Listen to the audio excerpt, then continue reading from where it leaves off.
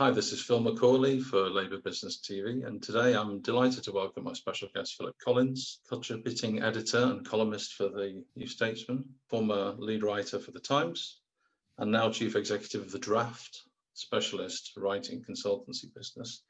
Philip, welcome. How are you? How's the pandemic treating you? Well, thank you. It's very nice to be with you. I'm lucky, really. As a writer, I work at home a lot anyway.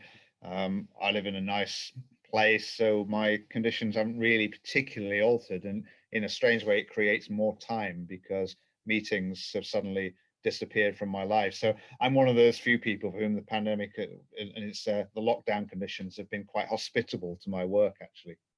So it's ideal. So this is a real library behind you, and that's good to know. It's not one of those. This is a real library, yeah, and I've now got two sons who are collecting books, so that we basically have to move house when our books grow too big for us. It's nothing to do with the number of people in the house. It's I'm gradually upsizing as I buy more and more books. Now let's just talk a little bit about what you're presently doing with The Draft and with your own business, and how it is as a business owner yourself going through this period of time. And what's it been like for you? Well, when we went into lockdown, I was really worried, like everybody was, I suppose, that the business would completely disappear. I mean, what we do, we're writers. I've got a bunch of writers, and we write speeches, we write copy, we write strategy documents, white papers. We do a lot of thinking for people too, what they call strategy or narrative, and we do a lot of training of people in presentation and writing. And I assumed, because quite a lot of our work implies a meeting, there's often an event, a conference at which someone's speaking. So obviously we thought with the absence of that kind of activity, we might suffer a bit. But we've not found that to be the case, as most of our clients and prospective clients adjusted quite quickly to the new circumstances. And they discovered that they needed arguments to display both to their staff, but also to their customers. And we were quite in there quite quickly at trying to get them good things to say at that moment of crisis. So it turned out to be okay for us. We were, again, one of the fortunate ones in that the demand for what we do persisted through the lockdown. And I wonder whether that will last for long, because obviously the kinds of things we do are a discretionary expenditure for lots of companies. And you're always conscious that you're not, they may not think you're core to what they do. We argue, of course, that we are, because a business is a series of acts of persuasion. Every time you want someone to purchase one of your goods, you're persuading somebody out there to buy this rather than that. And the way in which a business persuades and the way in which a business tells its own story is, in fact, intrinsically the nature of the business. And quite a lot of people appreciate that, and that's what we try and do. So we're quite practical and quite business led. People are often surprised because they know of my background as a speechwriter for Tony Blair, and they think I'm going to be a sort of literary sort, and of course I am.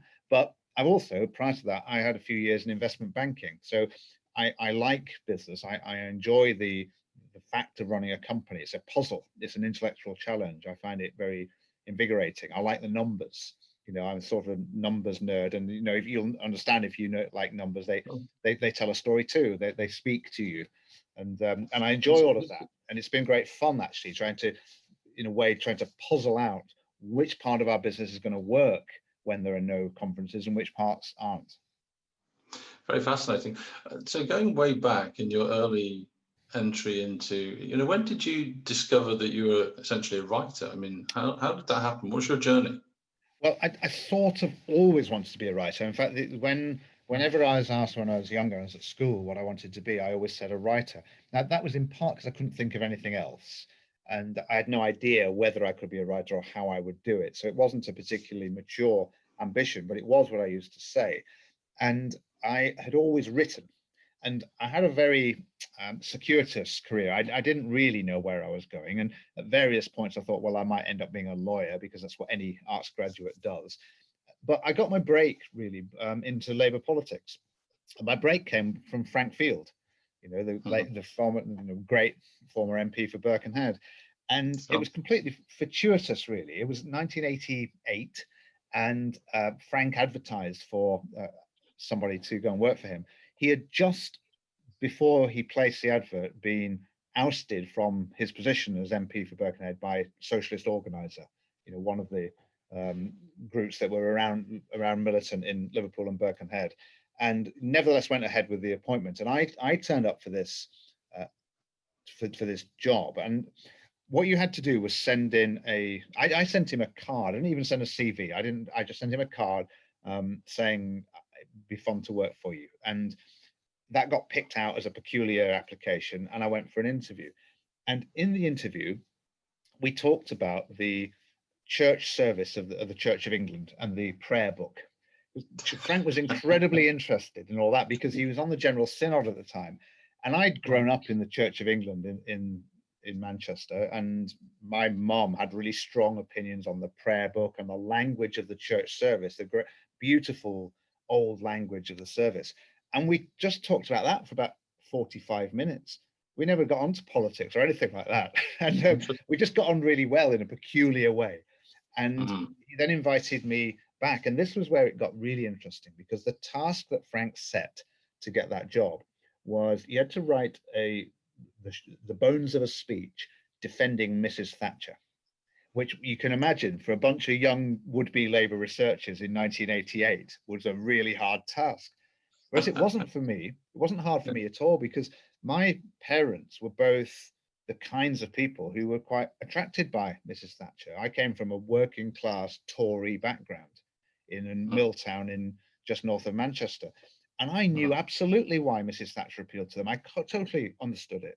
It's very important knowledge now, I think, in the politics of our current day. Yeah. And I completely understood it. So I was able to write this essay in a very uninhibited way. And I got the job on account of my knowledge of the prayer book of the Church of England and the appeal of Margaret Thatcher, which I think is a pretty unique passage for any Labour Party person. Quite a lot of but it kind of it all started from there, because then the people I met when I was working for Frank were James Pennell, David Miliband, Ed Balls, etc. And I got really hooked by politics, really interested, and kind of always, although I did go off and do other things, I went back to university, did a PhD, taught for a while, I went into the city, but I was always kind of on my way back to something involving politics. And when I did finally come back to work for Blair, the one skill that I had that others didn't have was writing. Other people were smarter than me at political strategy and at various parts of proper communications, but the one thing I could do that they couldn't was I could write. I could express arguments clearly in written form, and so I landed as a speechwriter, and it was the perfect combination of things I'm interested in. So let's just lean into that for a minute, because I'm intrigued by what you've said about working with Frank and all of that. What's it actually? What are the key ingredients that make it work between a speechwriter and a senior politician or a prime minister? Tell us what the characteristics are. How does the relationship work? Yeah, it's very interesting, actually. It's again, my background was quite important in getting a connection with Blair, because you need to get quite close to the person you're working for, and you need to understand them, and you need to be their voice. You need a certain you need a mixture of humility, because you're not prime minister. It's not you in the end whose judgment should prevail, with also the capacity to be able to argue a point. So you're also an advisor who should have a strong view, who should make recommendations when you think that the principle is wrong. So you've got to get a good relationship there. And me and Tony Blair began to get a really good relationship when we talked about my background, and he found the background of being of working class Toryism very interesting, because I come from Bury in the northwest, and Bury, there's 2 seats there these days. It's a bellwether seat. It pretty much always picks the winner. So if you win in Bury, you almost always win the general election. And so my reading of politics has always been very simple. I just used to ask my mum what her friends thought, and that was it. They were the nation as far as I was concerned. And if you know a place well, you come from a place, you understand its thinking, you can recreate it in your mind to a large extent. And so that always gave me a good feel for whether things would work. And we talked about that a lot, and he liked that, because politically that's where he was always trying to read the temperature of places like that. So you need to get close like that, so that you get a trusted relationship, so that then you can start to offer thoughts and stretch it a little bit. And over time we got very close. And it was and I've done that too with corporate clients, where I've got to know them well, and I've got a sense of who they are and a sense of what they're trying to achieve. And then my job is simply to tell the story as well as they would if they had time to do it. To get them, I often describe it as getting someone on their very best day, with all their boring bits edited away, so that what they say does sound absolutely like them speaking, not like me speaking, but it's them at their absolute best, without any interruptions or hesitations. And so that's the task. And you don't always achieve it, and it's difficult, but that's what you're trying to do. That's deeply fascinating. And when you approach a speech, let's say you're writing a speech for a senior politician, it's an important speech, it's a conference, for example. Yeah. Tell me a little bit about the structure. I mean, how do you have a kind of a map in your head about the tempo, the moments, the pauses, the applause, the humor? You do. Yes, there is. Well, you do, and that's all. That's one of the things that's all been upset, in fact, by lockdown, actually, because writing speeches now for online events is really different for exactly the reason you just alluded to, which is the tempo of a normal political speech includes moving up to clap lines. You're constantly wanting to break the flow by having a crescendo and a big clap with a little bit of a bit of red meat for the faithful, a bit of knocking copy against the Tories, and you get that rhythm and you get an atmosphere in the room through that kind of writing. None of that works, of course, when you've got no audience.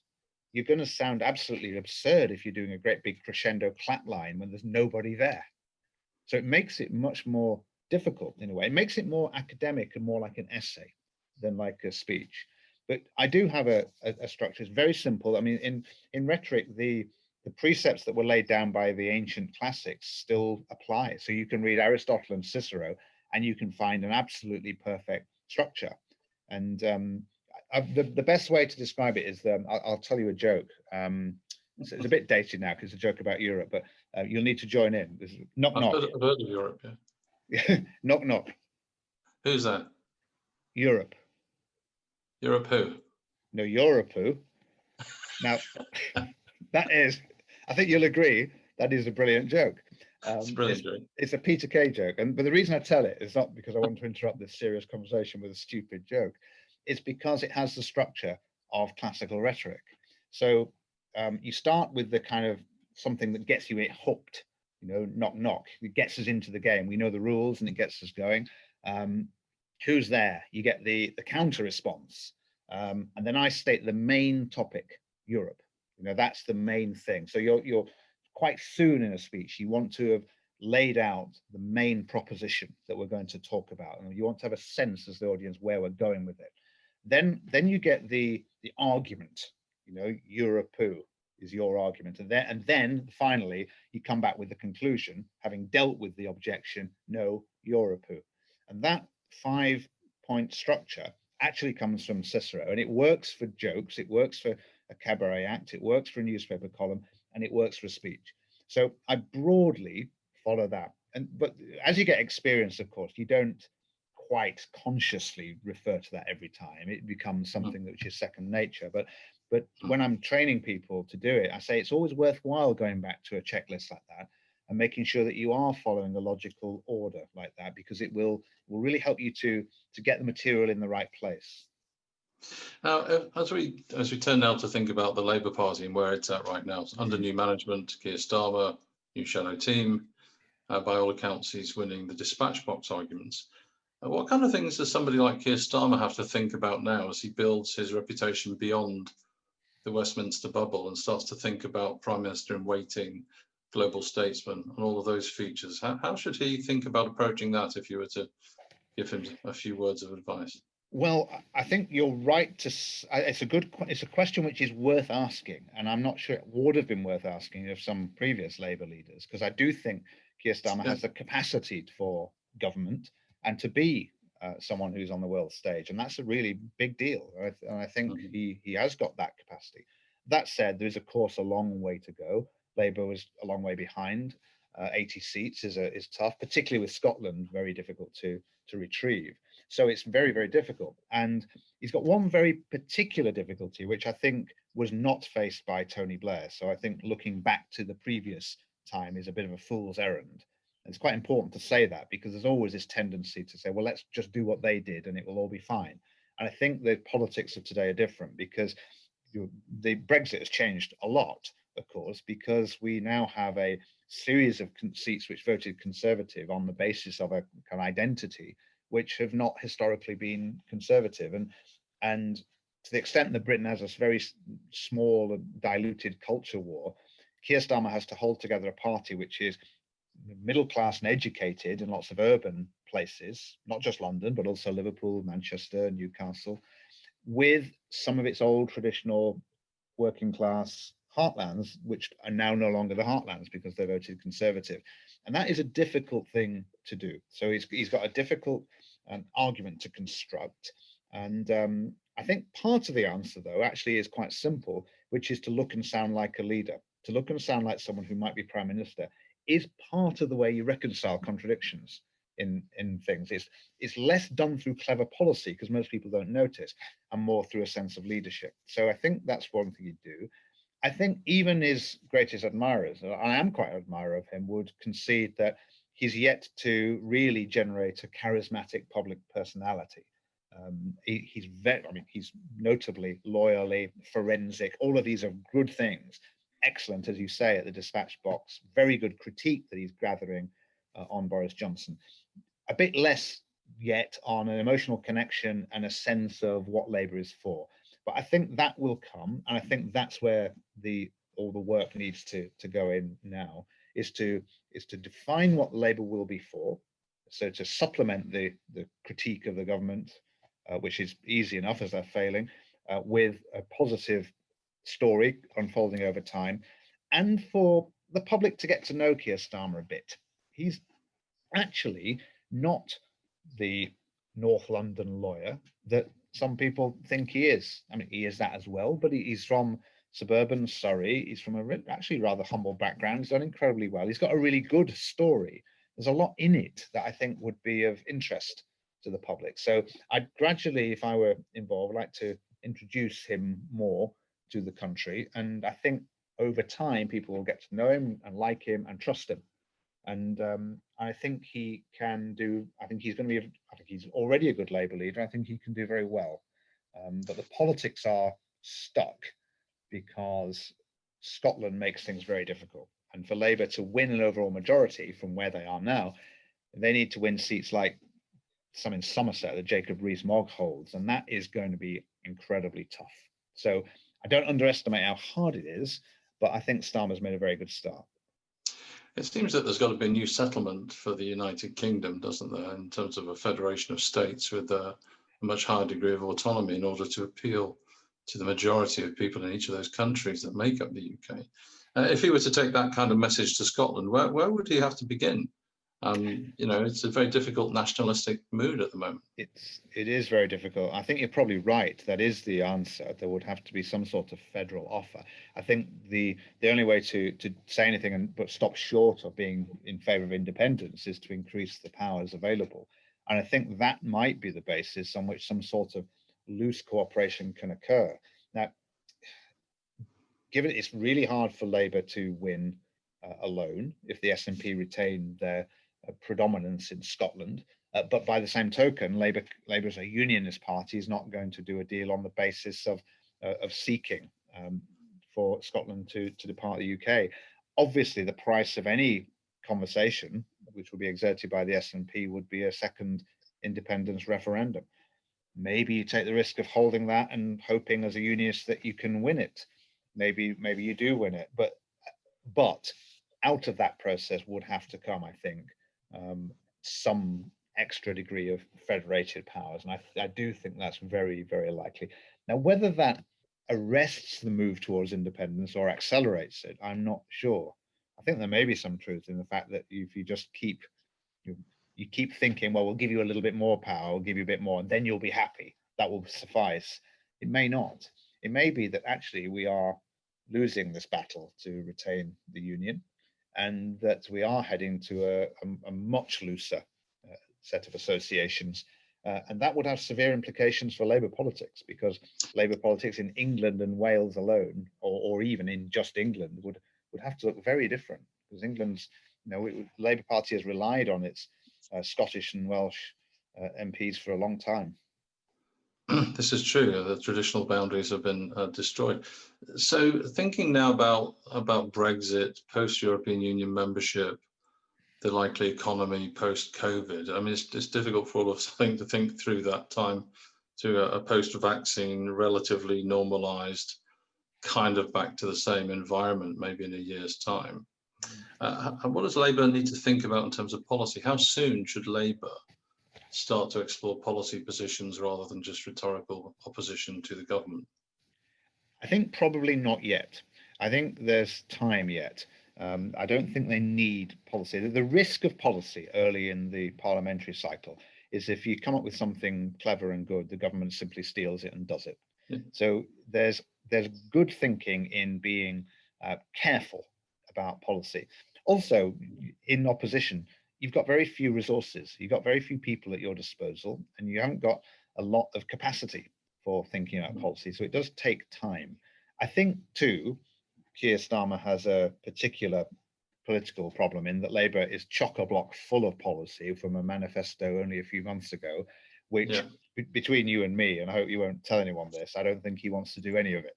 So I think there's a more than usual emptiness in the Labour Party policy cupboard at the moment, because all the thinking which has been done up until now has really, I think, is probably going to go overboard.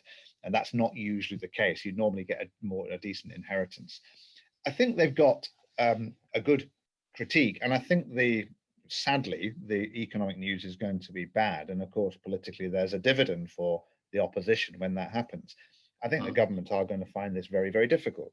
There's a handling of the pandemic itself, which has not been particularly good. Although I've got some sympathy for any government, because it would never have been easy for whoever they were. But the thing that I think will really hurt them politically will not be that so much as the economic consequences, which the economic consequences of the pandemic would have been awful, even if they'd handled it perfectly. But there's nothing fair in politics, and they will probably get injured by the fact that we're going to have, just before we were speaking, I was looking at the economic news today, 150,000 jobs going, and then John Lewis just saying a load of jobs, and Sainsbury's. It's going to be horrible. The employment shakeout is going to be really, really horrible. And the Conservatives, of course, won a victory, which is unusual for them. And lots of the people who've voted Tory on the basis of Brexit are going to find themselves in economically very difficult circumstances. And that inevitably is going to have a push down on the government's ratings. When you layer on top of that the almost invisible effects of Brexit, then, and I think they'll be lost in a way in the problem with the pandemic, although that's not to say they're not there, because they will be there, and they'll gradually creep into the numbers. I think the next 2 or 3 years might be really tough, and that's any incumbent government faced with a recession and unemployment hitting a high number is going to find it very, very difficult. So I think that will dominate the politics for quite a long time, and Labour doesn't need to have detailed tax codes for quite some time. Yeah, that makes sense. And just thinking about advisors who are around people like Johnson, thinking about Cummings in particular and his coterie of disaster capitalists and this sort of let's destroy everything to rebuild it narrative that seems to be so prevalent. And this sort of predisposition to continuous U-turning and dissembling and lying and just the rubbish that they're spouting. How do you deal with that kind of populist culture in terms of the narrative that you use to oppose it? I think he's doing this really well, actually. And I think the answer is you ignore it. Broadly speaking, you don't fall into their traps. You've probably noticed, but week after week, the Tories set sort of culture war traps for Starmer. They set up some topic for him to be all woke and liberal in North London about, and he politely declines to do so. And he goes back to the pandemic and he asks them about test and trace and serious things.